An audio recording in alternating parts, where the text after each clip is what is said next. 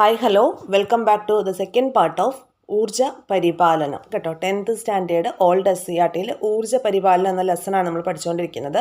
അപ്പോൾ അതിൻ്റെ first part കണ്ടതിന് ശേഷം നിങ്ങൾ ഈ ഒരു വീഡിയോയിലേക്ക് വരിക. ഇത് സെക്കൻഡ് പാർട്ടാണ്. അപ്പോൾ കഴിഞ്ഞ ദിവസം നമ്മൾ പറഞ്ഞു നിർത്തിയത് പവർ സ്റ്റേഷനുകളെ കുറിച്ചായിരുന്നു. വിതരണത്തിന് വേണ്ടിയിട്ട് വൻതോതിൽ വൈദ്യുതി ഉൽപ്പാദിപ്പിക്കുന്ന കേന്ദ്രങ്ങളാണ് പവർ സ്റ്റേഷനുകൾ എന്ന് പറഞ്ഞിട്ടാണ് നമ്മൾ നിർത്തിയത്. അപ്പോൾ ഈ പവർ സ്റ്റേഷനുകളെ തന്നെ നമുക്ക് ഈ ഊർജ്ജ സ്രോതസ്സുകളുടെ അടിസ്ഥാനത്തിൽ പലതായിട്ട് ഡിവൈഡ് ചെയ്യാം. പവർ സ്റ്റേഷനുകളെ തന്നെ വീണ്ടും നമുക്ക് ഊർജ്ജ സ്രോതസ്സുകളുടെ അടിസ്ഥാനത്തിൽ ഡിവൈഡ് ചെയ്യാം എന്ന് പറഞ്ഞായിരുന്നു നമ്മൾ കഴിഞ്ഞ ക്ലാസ് നിർത്തിയത്. ഇന്ന് അതിൻ്റെ ബാക്കി ഭാഗം എന്തൊക്കെയാണെന്ന് നോക്കാം. ക്ലിയർ ആയല്ലോ പറഞ്ഞ കാര്യങ്ങൾ? അപ്പോൾ ഫസ്റ്റ് പാർട്ട് കാണാത്തവർ അത് കണ്ടിട്ട് വരിക. അതിൻ്റെ ലിങ്ക് ഫസ്റ്റ് കമൻ്റായിട്ട് പിൻ ചെയ്ത് കൊടുത്തിട്ടുണ്ട്. ഇനി അതല്ലാന്നുണ്ടെങ്കിൽ SCERT സീരീസ് നമ്മുടെ ഫിസിക്സിൻ്റെ പ്ലേലിസ്റ്റ് കിടപ്പുണ്ട്, അതിൽ നോക്കിയാലും കിട്ടും. അപ്പോൾ ഏറ്റവും ആദ്യം ഹൈഡ്രോ ഇലക്ട്രിക് പവർ സ്റ്റേഷനാണ്. Hydro electric power station. Hydro എന്ന വാക്ക് കേൾക്കുമ്പോൾ തന്നെ നമുക്കറിയാം അത് റിലേറ്റഡ് ടു വാട്ടർ ആണെന്നുള്ളത് അല്ലേ. അപ്പോൾ ഉയരത്തിൽ കെട്ടി നിർത്തിയിട്ടുള്ള ജലം പെൻസ്റ്റോക്ക് പൈപ്പ് വഴി താഴേക്ക് ഒഴുക്കി ടർബൈൻ കറക്കി വൈദ്യുതി ഉൽപ്പാദിപ്പിക്കുകയാണ് ചെയ്യുന്നത്. ക്ലിയർ ആയോ? ഉയരത്തിൽ കെട്ടി നിർത്തിയിരിക്കുന്ന ജലം, പ്രത്യേകിച്ച് അണക്കെട്ടുകളിലെയൊക്കെ ജലം പെൻസ്റ്റോക്ക് പൈപ്പ് വഴി ആവശ്യത്തിന് താഴേക്ക് ഒഴുക്കിയിട്ട് ടർബൈൻ കറക്കി വൈദ്യുതി ഉൽപ്പാദിപ്പിക്കുന്ന രീതിയാണ് ഈ ഹൈഡ്രോ ഇലക്ട്രിക് പവർ സ്റ്റേഷനിൽ ഫോളോ ചെയ്യുന്നത്. കേരളത്തിൽ പള്ളിവാസൽ, മൂലമറ്റം തുടങ്ങിയ സ്ഥലങ്ങളിൽ ഇത്തരം പവർ സ്റ്റേഷനുകളാണ് സ്ഥാപിച്ചിരിക്കുന്നത്. PYQ ആണ്. ഈ 3 പോയിന്റ്സും ഇമ്പോർട്ടൻ്റ് ആണ്. അപ്പോൾ ഉയരത്തിൽ കെട്ടി നിർത്തിയ ജലം പെൻസ്റ്റോക്ക് പൈപ്പ് വഴി താഴേക്ക് ഒഴുക്കി ടർബൈൻ കറക്കി വൈദ്യുതി ഉൽപ്പാദിപ്പിക്കുന്ന രീതിയാണ് ഹൈഡ്രോ ഇലക്ട്രിക് പവർ സ്റ്റേഷനുകളിൽ ഫോളോ ചെയ്യുന്നത്. കേരളത്തിൽ ഇത്തരത്തിൽ ഹൈഡ്രോ ഇലക്ട്രിക് പവർ സ്റ്റേഷനുകൾ ഉള്ളത് പള്ളിവാസൽ, അതുപോലെ മൂലമറ്റം എന്നീ സ്ഥലങ്ങളിലാണ്. ഇവിടുത്തെ ഊർജ്ജ മാറ്റം എങ്ങനെയാണ്? ഇമ്പോർട്ടൻ്റ് ആണ്. സ്ഥിതികോർജം, കെട്ടി നിൽക്കുന്ന ജലത്തിനുള്ള ഊർജ്ജമാണ് സ്ഥിതികോർജം. ഈ സ്ഥിതികോർജത്തെ എന്താണ് പറഞ്ഞിട്ടുള്ളത്? പെൻസ്റ്റോക്ക് പൈപ്പ് വഴി താഴേക്ക് ഒഴുക്കുകയാണ്. സ്ഥിതികോർജത്തെ ഗതികോർജമാക്കി മാറ്റുന്നു. ഈ ഗതികോർജം ഉപയോഗിച്ച് ടർബൈൻ എന്ന യന്ത്രം കറക്കുന്നു, യാന്ത്രികോർജം കറക്കുന്നു. ഓക്കെ, അതിൽ നിന്ന് എന്ത് ഉൽപ്പാദിപ്പിക്കും? വൈദ്യുതോർജം ഉൽപ്പാദിപ്പിക്കും. സ്ഥിതികോർജത്തെ ഗതികോർജമാക്കി മാറ്റുന്നു, പൊട്ടൻഷ്യൽ എനർജിയെ കൈനറ്റിക് എനർജിയാക്കി മാറ്റുന്നു, പിന്നീട് മെക്കാനിക്കൽ എനർജിയാക്കി മാറ്റുന്നു, ദെൻ ഇലക്ട്രിക്കൽ എനർജിയാക്കി സ്റ്റോർ ചെയ്യുന്നു. ക്ലിയർ ആയോ? അടുത്തത് തെർമൽ പവർ സ്റ്റേഷൻ നോക്കാം. കൽക്കരി, നാഫ്ത, ലിഗ്നൈറ്റ് എന്നീ ഇന്ധനങ്ങൾ കത്തിച്ച് ജലത്തെ ഉന്നത മർദ്ദത്തിലും താപനിലയിലുമുള്ള നീരാവിയാക്കിയാണ് മാറ്റുന്നത്. തെർമൽ പവർ സ്റ്റേഷൻ പേര് കേൾക്കുമ്പോൾ തന്നെ നമുക്കറിയാം എന്താണ്, ടെമ്പറേച്ചറുമായി ബന്ധമുണ്ട്. തെർമൽ അല്ലേ. അപ്പോൾ കൽക്കരി, നാഫ്ത, ലിഗ്നൈറ്റ് എന്നീ ഇന്ധനങ്ങൾ കത്തിച്ച് ജലത്തെ ഉന്നത മർദ്ദത്തിലും താപനിലയിലുമുള്ള നീരാവിയാക്കിയാണ് മാറ്റുന്നത്. ഈ നീരാവിയുടെ ശക്തി ഉപയോഗിച്ചാണ് ടർബൈൻ കറക്കുന്നത്. ഓക്കെ, നീരാവിയുടെ ശക്തി ഉപയോഗിച്ച് ടർബൈൻ കറക്കി വൈദ്യുതി ഉൽപ്പാദിപ്പിക്കുന്നു. നെയ്വേലി, കായംകുളം തുടങ്ങിയ സ്ഥലങ്ങളിലാണ് കേരളത്തിൽ ഇത്തരത്തിലുള്ള പവർ സ്റ്റേഷനുകൾ സ്ഥാപിച്ചിരിക്കുന്നത്. നെയ്വേലി, കായംകുളം. ഓക്കെ, ഇവിടെ നടക്കുന്ന ഊർജ്ജമാറ്റം എങ്ങനെയാണ്? രാസോർജത്തെ താപോർജമാക്കി മാറ്റി തുടർന്ന് അതിനെ യാന്ത്രികോർജമാക്കി മാറ്റുകയും അതിൽ നിന്ന് വൈദ്യുതി ഉൽപ്പാദിപ്പിക്കുകയുമാണ് ചെയ്യുന്നത്. ഇതും PYQ ആണ് കേട്ടോ. ഇവിടുത്തെ ഊർജ്ജമാറ്റം, ഇവിടെ നടക്കുന്ന ഊർജ്ജമാറ്റം എന്നത് രാസോർജത്തെ താപോർജമാക്കി മാറ്റുന്നു. താപോർജത്തെ ഉപയോഗിച്ച് ടർബൈൻ കറക്കുന്നു. ഈ ടർബൈൻ കറക്കി അതിൽ നിന്ന് വൈദ്യുതോർജം ഉൽപ്പാദിപ്പിച്ചെടുക്കുകയാണ് ചെയ്യുന്നത്. കൽക്കരി, നാഫ്ത, ലിഗ്നൈറ്റ് എന്നീ ഇന്ധനങ്ങൾ കത്തിച്ച് ജലത്തെ ഉന്നത മർദ്ദത്തിലും താപനിലയിലുമുള്ള നീരാവിയാക്കി മാറ്റുന്നു. ഈ നീരാവിയുടെ ശക്തി ഉപയോഗിച്ച് ടർബൈൻ കറക്കുന്നു. നെയ്വേലി, കായംകുളം തുടങ്ങിയ സ്ഥലങ്ങളിലാണ് ഇത്തരം പവർ സ്റ്റേഷനുകൾ സ്ഥാപിച്ചിരിക്കുന്നത്. അതുപോലെ ഇവിടെ നടക്കുന്ന ഊർജ്ജമാറ്റം എന്ന് പറയുന്നത് രാസോർജത്തെ താപോർജമാക്കി മാറ്റുകയും താപോർജത്തെ യാന്ത്രികോർജമാക്കി മാറ്റുകയും തുടർന്ന് വൈദ്യുതോർജം ഉൽപ്പാദിപ്പിച്ചെടുക്കുകയുമാണ് ചെയ്യുന്നത്. ക്ലിയർ ആയോ? ഇനി നമുക്ക് ഇവിടെ പവർ സ്റ്റേഷൻ എന്ന് പറഞ്ഞിട്ടുണ്ട്. സോളാർ എനർജി എന്ന ഹെഡിങ്ങിൽ പവർ സ്റ്റേഷൻ, ഊർജ്ജമാറ്റം. ഇപ്പോൾ നമ്മൾ പഠിച്ച കാര്യമാണ് ഇവിടെ ചോദിച്ചിട്ടുള്ളത്. ഹൈഡ്രോ ഇലക്ട്രിക് പവർ സ്റ്റേഷൻ എവിടേക്കാണ് നമ്മൾ പറഞ്ഞത്? മൂലമറ്റം, കുറ്റ്യാടി, പള്ളിവാസൽ. മൂലമറ്റം, കുറ്റ്യാടി, പള്ളിവാസൽ എന്നിവിടങ്ങളിൽ ഹൈഡ്രോ ഇലക്ട്രിക് പവർ സ്റ്റേഷനാണുള്ളത്. അവിടുത്തെ ഊർജ്ജമാറ്റം എങ്ങനെയാണ് നമ്മൾ ഓൾറെഡി പഠിച്ചു. എങ്ങനെയാണ്? സ്ഥിതികോർജത്തെ ഗതികോർജമാക്കി മാറ്റുന്നു. സ്ഥിതികോർജം പൊട്ടൻഷ്യൽ എനർജിയെ കൈനറ്റിക് എനർജിയാക്കി മാറ്റുന്നു. കൈനറ്റിക് എനർജിയെ മെക്കാനിക്കൽ എനർജിയാക്കി മാറ്റുന്നു. അതിനെ പിന്നീട് ഇലക്ട്രിക്കൽ എനർജിയാക്കി മാറ്റുന്നു. ക്ലിയർ ആയോ? ഹൈഡ്രോ ഇലക്ട്രിക് പവർ സ്റ്റേഷനുകളിലെ ഊർജ്ജമാറ്റം എങ്ങനെയാണ്? സ്ഥിതികോർജ്ജത്തെ പൊട്ടൻഷ്യൽ എനർജിയെ കൈനറ്റിക് എനർജിയാക്കി മാറ്റുന്നു. കൈനറ്റിക് എനർജിയെ മെക്കാനിക്കൽ എനർജിയാക്കിയും തുടർന്ന് വൈദ്യുതോർജ്ജമാക്കി മാറ്റുകയുമാണ് ചെയ്യുന്നത്. ഇനി തെർമൽ പവർ സ്റ്റേഷൻ എവിടൊക്കെയാണുള്ളത്? നെയ്വേലി, കായംകുളം, രാമഗുണ്ടം. ഓക്കെ, നെയ്വേലി, കായംകുളം, രാമഗുണ്ടം. ഇനി ഇവിടെ നടക്കുന്ന എനർജി ഊർജ്ജമാറ്റം എങ്ങനെയാണ്? രാസോർജം, കെമിക്കൽ എനർജി എന്താക്കി മാറ്റും? താപോർജ്ജമാക്കി മാറ്റും. താപം എന്ന് പറയുമ്പോൾ ടെമ്പറേച്ചർ നമുക്ക് ഇൻഡിക്കേറ്റ് ചെയ്യാം. ഓക്കെ, ഇവിടെ വൈഡായിട്ട് എഴുതാനുള്ള സ്ഥലമില്ലല്ലോ, അതുകൊണ്ടാണ്. അപ്പോൾ കെമിക്കൽ എനർജിയെ എന്താക്കി മാറ്റും? താപോർജ്ജമാക്കി മാറ്റും. പിന്നീട് അതിനെ യാന്ത്രികോർജ്ജമാക്കി മാറ്റും. യാന്ത്രികോർജ്ജത്തെ പിന്നീട് ഇലക്ട്രിക്കൽ എനർജിയാക്കിയും മാറ്റുന്നു. ഇത്തരത്തിലാണ് തെർമൽ പവർ സ്റ്റേഷനിലെ ഊർജ്ജമാറ്റം നടക്കുന്നത്. ക്ലിയർ ആയല്ലോ ഇത്രയും കാര്യങ്ങൾ? നെയ്വേലി, രാമഗുണ്ടം എന്നീ 2 സ്ഥലങ്ങൾ തമിഴ്നാട്ടിലാണ്, ബാക്കിയെല്ലാം കേരളമാണ് കേട്ടോ. ഞാൻ നേരത്തെ പറഞ്ഞതിൽ മാറി പറഞ്ഞൊന്ന് ഡൗട്ട് ഉണ്ട്. അതിൽ നെയ്വേലി, രാമഗുണ്ടം തമിഴ്നാടാണെന്ന് പ്രത്യേകം ഓർത്ത് വെക്കുക. ഇനി നമുക്ക് അടുത്തൊരു ഭാഗത്തേക്ക് വരാം. ഇവിടെ തന്നിട്ടുള്ളത് സൗരോർജ്ജത്തിൽ നിന്ന് വൈദ്യുതോർജ്ജം എന്നുള്ളൊരു ടോപ്പിക്കാണ്. സൗരോർജ്ജത്തിൽ നിന്ന് വൈദ്യുതോർജ്ജം ഉണ്ടാക്കുന്നതിനെ കുറിച്ചാണ്. Electricity from solar energy. അപ്പോൾ ആദ്യം എന്താണ് ഒരു സോളാർ സെൽ എന്ന് നോക്കാം. സൂര്യനിൽ നിന്ന് വരുന്ന പ്രകാശോർജ്ജത്തെ വൈദ്യുതോർജ്ജമാക്കി മാറ്റുന്ന ഒരു ഉപകരണമാണ് സോളാർ സെല്ല്. സൂര്യനിൽ നിന്ന് വരുന്ന പ്രകാശോർജ്ജത്തെ വൈദ്യുതോർജ്ജമാക്കി മാറ്റുന്ന ഉപകരണമാണ് സോളാർ സെല്ല്. ഇത് ഒരു PN സന്ധി ഡയോഡാണ്. സിലിക്കൺ കൊണ്ട് നിർമ്മിച്ച ഇതിന്റെ N ഭാഗത്ത് ഇതൊരു PN സന്ധി ഡയോഡാണെന്ന് പറഞ്ഞു. PN എന്ന് നമുക്ക് എഴുതാം. അപ്പൊ ഇതില് ഈ എന്നിന്റെ ഭാഗത്താണ് എന്ത് ചെയ്യുന്നത്? എന്നിന്റെ ഭാഗത്താണ് സൂര്യപ്രകാശം പതിക്കുന്നത്. PN ഡയോഡിലെ ഈ എന്നിന്റെ ഭാഗത്താണ് എന്ത് ചെയ്യുന്നത്? സൂര്യപ്രകാശം പതിക്കുന്നത്. ക്ലിയർ ആയോ? അപ്പൊ ഈ സൂര്യപ്രകാശം ഇവിടെ പതിക്കുമ്പോൾ P ഭാഗത്തുണ്ടായ നേരിയ ഇലക്ട്രോൺ പ്രവാഹമാണ് വൈദ്യുത പ്രവാഹത്തിന് കാരണം. അതായത് ഫോട്ടോ വോൾട്ടായിക് പ്രഭാവം. ഈ പ്രതിഭാസത്തെ ഫോട്ടോ വോൾട്ടായിക് പ്രഭാവം എന്നാണ് പറയുന്നത്. PYQ ആണ്, നോട്ട് ചെയ്ത് വെച്ചേക്കണം. ഓക്കെ, അപ്പൊ സൂര്യനിൽ നിന്ന് വരുന്ന പ്രകാശോർജ്ജത്തെ വൈദ്യുതോർജ്ജമാക്കി മാറ്റുന്ന ഉപകരണം ഏത്? സോളാർ സെല്ലാണ്.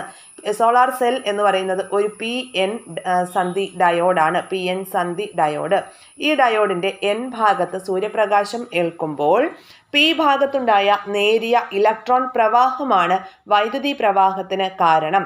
ഈ പ്രതിഭാസത്തെയാണ് ഫോട്ടോ വോൾട്ടായിക് പ്രഭാവം എന്ന് പറയുന്നത്. ഓക്കെ, ഇങ്ങനെ ലഭിക്കുന്ന വൈദ്യുതിയാണ് ബാറ്ററികളിൽ സംഭരിച്ച് ആവശ്യമായ സന്ദർഭങ്ങളിൽ ഉപയോഗപ്പെടുത്തുന്നത്. ഇമ്പോർട്ടൻ്റ് ആയിട്ടുള്ള പോയിന്റ് ആണ് ഫോട്ടോ വോൾട്ടായിക് പ്രഭാവം. സൂര്യനിൽ വരുന്ന പ്രകാശോർജ്ജത്തെ വൈദ്യുതോർജ്ജമാക്കി മാറ്റുന്ന ഒരു ഉപകരണമാണ് സോളാർ സെൽ. ഇത് ഒരു PN സന്ധി ഡയോഡാണ്. സിലിക്കൺ കൊണ്ടാണ് ഈ ഡയോഡ് നിർമ്മിച്ചിരിക്കുന്നത്. ഇതിന്റെ N ഭാഗത്ത് സൂര്യപ്രകാശം ഏൽക്കുമ്പോൾ P ഭാഗത്തുണ്ടായ നേരിയ ഇലക്ട്രോൺ പ്രവാഹമാണ് വൈദ്യുതി പ്രവാഹത്തിന് കാരണമാകുന്നത്.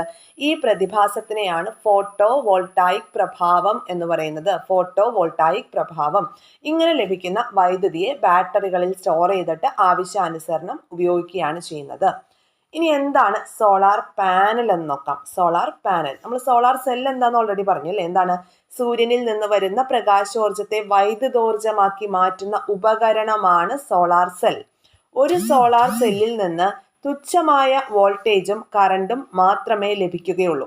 ഒരു സോളാർ സെല്ലിൽ നിന്ന് തുച്ഛമായിട്ടുള്ള വോൾട്ടേജും കറണ്ടും മാത്രമേ ലഭിക്കുകയുള്ളൂ. അതുകൊണ്ട് തന്നെ അനേകം സോളാർ സെല്ലുകൾ യോജിപ്പിച്ചിട്ടാണ് ഒരു സോളാർ പാനൽ നിർമ്മിക്കുന്നത്.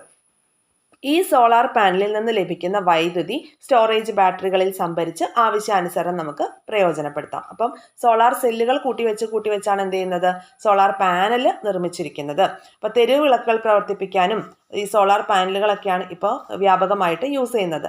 കൃത്രിമ ഉപഗ്രഹങ്ങളുടെ ഊർജ്ജ ആവശ്യത്തിന് സോളാർ പാനലുകളാണ് പ്രയോജനപ്പെടുത്തുന്നത്.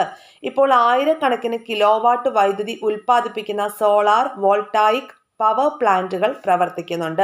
സോളാർ വോൾട്ടായിക് പവർ പ്ലാന്റുകളിൽ എന്ത് ചെയ്യുന്നുണ്ട്? ആയിരക്കണക്കിന് കിലോവാട്ട് വൈദ്യുതി ഉൽപ്പാദിപ്പിക്കുന്നുണ്ട്. നെടുമ്പാശ്ശേരി അന്താരാഷ്ട്ര വിമാനത്താവളത്തിലെ സൗരോർജ്ജ പ്ലാന്റ് ഇത്തരത്തിലുള്ള ഒന്നാണ്. എന്താണ്? നെടുമ്പാശ്ശേരി ഇന്റർനാഷണൽ എയർപോർട്ട് ലിമിറ്റഡ് അല്ലേ, CIAL. Cochin international airport limited എവിടെയാണ്? നെടുമ്പാശ്ശേരി. ഇപ്പോൾ നെടുമ്പാശ്ശേരി അന്താരാഷ്ട്ര വിമാനത്താവളത്തിലെ സൗരോർജ്ജ പവർ പ്ലാന്റ് ഇത്തരത്തിൽ ഒന്നാണെന്നുള്ളത് ഓർത്ത് വെക്കണം. ഇവിടെ ഒരു പോയിന്റ് തന്നിട്ടുണ്ട്. ഈ വിമാനത്താവളത്തിൻ്റെ ഫോട്ടോ തന്നിട്ടുണ്ട്. കൂടാതെ അതിൻ്റെ അടിയിൽ ഒരു നോട്ടുണ്ട്. എന്താണ്? നെടുമ്പാശ്ശേരി വിമാനത്താവളത്തിലെ സോളാർ പവർ പ്ലാന്റിൻ്റെ ചിത്രമാണ് തന്നിരിക്കുന്നത്. വിമാനത്താവളങ്ങളിലെ മുഴുവൻ പ്രവർത്തനങ്ങൾക്കും ഈ ഊർജ്ജമാണ് ഉപയോഗിക്കുന്നത്. ബാക്കിയുള്ളത് അവർ എന്ത് ചെയ്യുന്നുണ്ട്? KSEBിക്ക് കൈമാറുകയും ചെയ്യുന്നുണ്ട്. സോളാർ പാനലിൽ നടക്കുന്ന ഊർജ പരിവർത്തനം എന്താണെന്നാണ്. എങ്ങനെയാണത് സോളാർ പാനലിൽ നടക്കുന്നത്? സൂര്യപ്രകാശത്തെ ബാറ്ററി അല്ലേ, സൂര്യപ്രകാശത്തെ നമുക്ക് ബാറ്ററിയിലേക്കാണ് എന്ത് ചെയ്യുന്നത്, നമ്മൾ സ്റ്റോർ ചെയ്യുന്നതെന്ന് പറഞ്ഞു. അപ്പോൾ അവിടെ കെമിക്കൽ എനർജി ആക്കി മാറ്റും. ഈ കെമിക്കൽ എനർജിയാണ് പിന്നീട് എന്ത് ചെയ്യുന്നത്? വൈദ്യുതോർജ്ജമാക്കി മാറ്റുന്നത് അല്ലേ. ഇനി അടുത്തത്, സോളാർ പാനൽ പ്രയോജനപ്പെടുത്താൻ പറ്റാത്ത സാഹചര്യങ്ങൾ ഏതൊക്കെയാണ്? സൂര്യപ്രകാശം കുറവുള്ള സ്ഥലങ്ങളിലൊക്കെ നമുക്ക് ഇത് പ്രയോജനപ്പെടുത്താനായിട്ട് സാധിക്കില്ല അല്ലേ. ഇനി നമുക്ക് മറ്റൊരു ഭാഗത്തോട്ട് വരാം. പകൽ സോളാർ പാനലിൽ ഉൽപ്പാദിപ്പിക്കുന്ന അധിക വൈദ്യുതി പവർ ഗ്രിഡിലേക്ക് നൽകിയാൽ ഊർജ്ജ പ്രതിസന്ധിക്ക് ഒരു പരിഹാരമാവില്ലേ? അതുകൊണ്ട് തന്നെയാണ് ഇപ്പോൾ പുരപ്പുറ സൗരോർജ്ജ പദ്ധതിയൊക്കെ വന്നിട്ടുണ്ടല്ലോ, ഗവൺമെന്റിന്റെ പുതിയ പ്രോജക്റ്റ്. അതിന് നമുക്ക് സബ്സിഡികളൊക്കെ അവൈലബിൾ ആണ് അല്ലേ. ഊർജ്ജത്തിൽ നിന്ന് താപോർജ്ജം. ഇവിടെ കുറച്ച് എക്സ്പെരിമെന്റ് ആണ് കുട്ടികളോട് പറഞ്ഞിട്ടുള്ളത്. പ്രത്യേകിച്ച് ഈ ഭാഗത്തൊന്നുമില്ല. സോളാർ കുക്കർ, അതുപോലെ സോളാർ വാട്ടർ ഹീറ്റർ, ഈ ഇൻസ്ട്രുമെന്റ്സ് ഒക്കെ നമുക്ക് പരിചയപ്പെടുത്തുകയാണ്. സൗരോർജ്ജത്തിൽ നിന്ന് താപം ഉൽപ്പാദിപ്പിക്കുന്ന ഉപകരണങ്ങളാണ് solar cooker, solar water heater എന്നിവ. വീടുകളിൽ, ഹോട്ടലുകളിൽ, ആശുപത്രികളിലെല്ലാം നമുക്ക് ഭക്ഷണം പാകം ചെയ്യാനും പാത്രങ്ങൾ കഴുകാനും കുളിക്കാനും ആവശ്യമായിട്ടുള്ള ചൂടുവെള്ളം സോളാർ വാട്ടർ ഹീറ്ററിൽ നിന്നാണ് നമുക്ക് ലഭിക്കുന്നത്. ഓക്കെ, അതൊക്കെ ഉപയോഗപ്പെടുത്തുകയാണെങ്കിൽ കുറേ എനർജി നമുക്ക് സേവ് ചെയ്യാനായിട്ട് സാധിക്കുമെന്നുള്ളതാണ്. അപ്പോൾ അടുത്തുള്ള വീട്ടിലെയോ സ്ഥാപനത്തിലെയോ ഒക്കെ സോളാർ വാട്ടർ ഹീറ്റർ, സോളാർ കുക്കറൊക്കെ നിരീക്ഷിക്കാനാണ് പിള്ളേരോട് പറഞ്ഞിട്ടുള്ളത്. ഇനി സോളാർ തെർമൽ പവർ പ്ലാന്റിനെ കുറിച്ച് പറയുന്നുണ്ട്. സോളാർ തെർമൽ പവർ പ്ലാന്റ് എന്താണ്?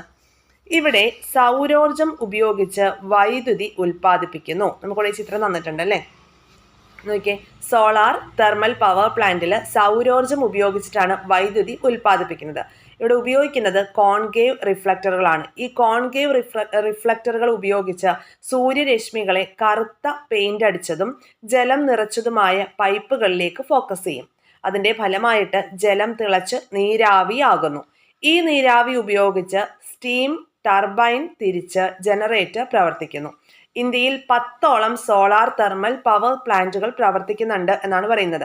അതിൽ തന്നെ ഏറ്റവും കൂടുതലുള്ളത് രാജസ്ഥാനിലാണ്. അപ്പോൾ രാജസ്ഥാൻ എന്ന് പറയുമ്പോൾ ഡെസേർട്ട് ഏരിയ ആണ്. അവിടെ നല്ല സോളാർ എനർജി പ്രൊഡ്യൂസ് ചെയ്യാനുള്ള സ്കോപ്പുള്ള സ്ഥലമാണ് അല്ലേ.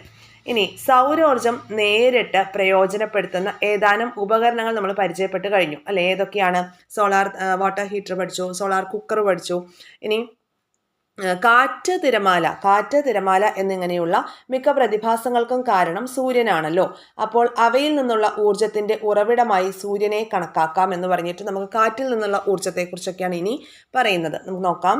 അതിനു മുൻപ് ഇവിടെ ഒരു ബോക്സ് തന്നിട്ടുണ്ട്. ആ ബോക്സിലേക്ക് ഒന്ന് പോയിട്ട് വരാം. ഓക്കെ, കാറ്റിൽ നിന്ന് ഊർജം എന്ന് പറയുന്ന ആ ഒരു ഏരിയയുമായി ബന്ധപ്പെട്ടിട്ടുള്ള ബോക്സാണിത്. ഡെൻമാർക്കിനെ കുറിച്ച് പറയുമ്പോൾ എന്താണ്? കാറ്റിന്റെ രാജ്യം എന്നാണ് ഡെൻമാർക്ക് അറിയപ്പെടുന്നത്. ഈ രാജ്യത്തെ വൈദ്യുതിയുടെ 25%-ലധികവും ഉൽപ്പാദിപ്പിക്കുന്നത് കാറ്റാടി പാടങ്ങളിലൂടെയാണ്. ഡെൻമാർക്കിൽ ഏറ്റവും കൂടുതൽ വൈദ്യുതി ഉൽപ്പാദിപ്പിക്കുന്നത് 25% എബവ് വൈദ്യുതി ഉൽപ്പാദിപ്പിക്കുന്നത് കാറ്റാടി പാടങ്ങളിലൂടെയാണ്. കാറ്റുപയോഗിച്ചും വൈദ്യുതി നിർമ്മിക്കുന്ന കാര്യത്തിൽ ജർമ്മനിയാണ് ഒന്നാമത്. കാറ്റുപയോഗിച്ച് വൈദ്യുതി ഉൽപ്പാദിപ്പിക്കുന്ന കാര്യത്തിൽ ജർമ്മനിക്കാണ് ഫസ്റ്റ് റാങ്ക്. ഓക്കെ, ഇക്കാര്യത്തിൽ നമ്മുടെ ഇന്ത്യക്കാണെങ്കിലോ, ഇന്ത്യക്ക് 5th പൊസിഷനാണ് ഉള്ളത്. ഇന്ത്യക്ക് 5th പൊസിഷൻ. നമ്മുടെ രാജ്യത്തെ കാറ്റിന്റെ സാധ്യതകൾ പ്രയോജനപ്പെടുത്തുകയാണെങ്കിൽ ഏകദേശം 45,000 മെഗാവാട്ട് വൈദ്യുതി ഉൽപ്പാദിപ്പിക്കാൻ കഴിയും.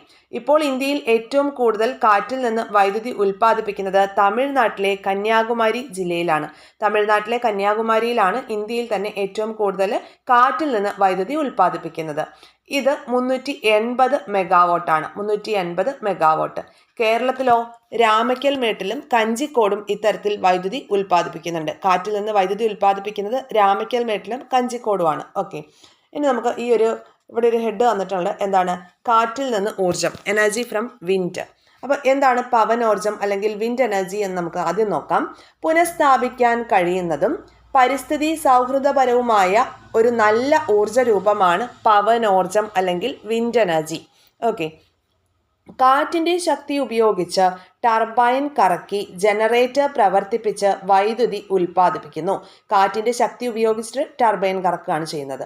ഓക്കെ, അപ്പോൾ ഇവിടെ വൈദ്യുതി ഉൽപ്പാദനത്തിന് ആവർത്തന ചെലവുകൾ ആവശ്യമായി വരുന്നില്ല. പക്ഷെ ഇതിൻ്റെ ഏറ്റവും വലിയ പരിമിതി എന്ന് പറയുന്നത് വർഷത്തിൽ കൂടുതൽ സമയവും കാറ്റ് ലഭിക്കുന്ന സ്ഥലത്ത് മാത്രമേ ഇത് സ്ഥാപിക്കാനായിട്ട് സാധിക്കുകയുള്ളൂ.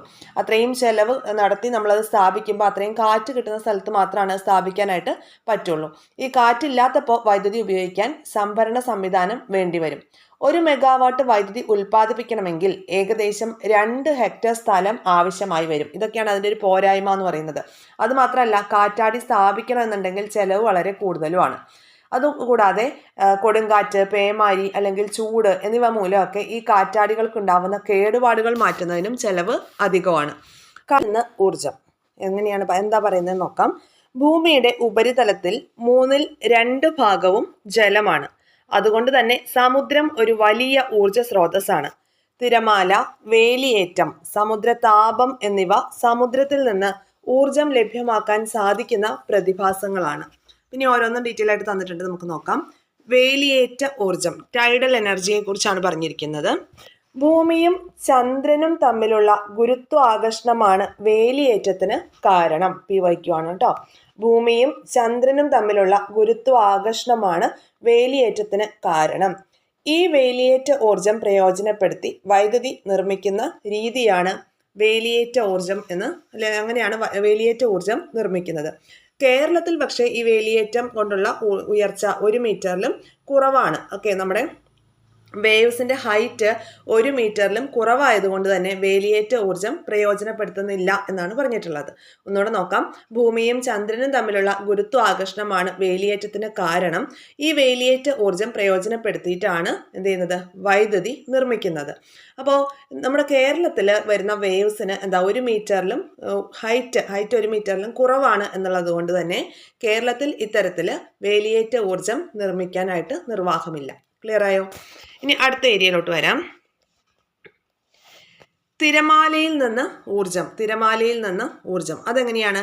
തിരമാലകളുടെ ശക്തി ഉപയോഗിച്ചിട്ട് ടർബൈൻ കറക്കി ജനറേറ്റർ പ്രവർത്തിപ്പിച്ചിട്ടാണ് വൈദ്യുതി ഉണ്ടാക്കുന്നത്. തിരമാലയിൽ നിന്ന് ഊർജം ഉണ്ടാക്കുന്നത് എങ്ങനെയാണെന്നാണ്.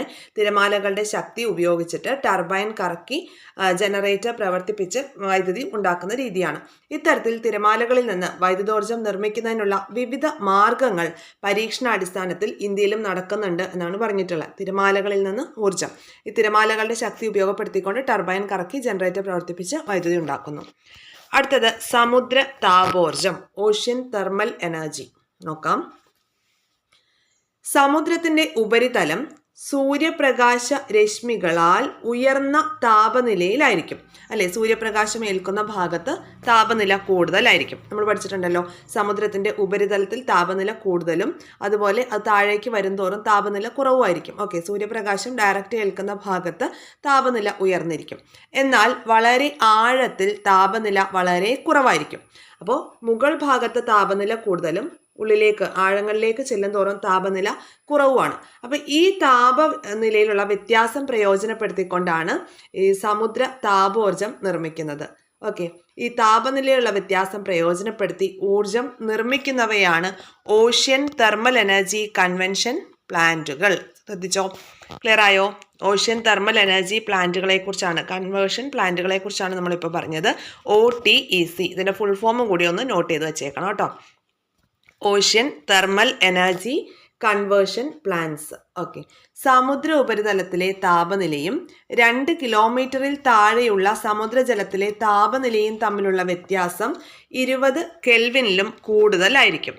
ഉപരിതല ചൂട് എളുപ്പം ബാഷ്പീകരിക്കുന്ന അമോണിയ പോലുള്ള ദ്രാവകത്തെ തിളപ്പിക്കുന്നു. ഈ വാതകം ഉപയോഗിച്ച് ടർബൈൻ കറക്കുന്നു. താഴെയുള്ള തണുത്ത ജലം ബാഷ്പത്തെ വീണ്ടും തണുപ്പിച്ച് ദ്രാവകമാക്കുന്നു. ഈ പ്രവർത്തനം തുടരുമ്പോൾ തുടർച്ചയായി വൈദ്യുതി ലഭിക്കുകയും ചെയ്യുന്നു.